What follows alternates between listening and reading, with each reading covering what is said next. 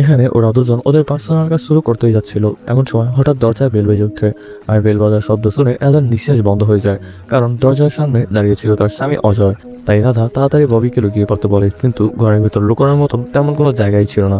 তাই রাধা তাকে বাথরুমের ভিতর লুকিয়ে রাখে। এদিকে দরজা না খোলায় অজয়ের মেজাজ খারাপ হতে শুরু করে। আর কিছুক্ষণ পর রাধা দরজা খুললে তখন অজয় তাকে জিজ্ঞেস করে এত দেরি হলো কেন। রাধা বলে, আমার চোখ লেগে গিয়েছিল তাই উঠতে একটু দেরি হয়ে গেছে।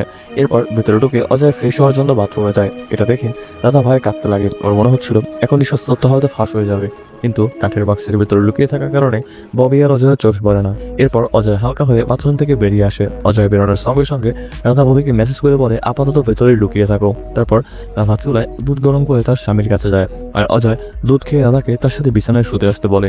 এটা শুনে রাধা তার সাথে শুয়ে থাকার অ্যাক্টিং করে। আর অজয় ঘুমিয়ে পড়তেই সে বিছানা ছেড়ে উঠে আসতে নেয়, কিন্তু ঘুমের ঘরে অজয় তাকে জড়িয়ে ধরে। পরবর্তী পার্ট দেখতে ভিডিওটিতে একটি লাইক দিয়ে চ্যানেলটি সাবস্ক্রাইব করে আমাদের সাথেই থাকুন।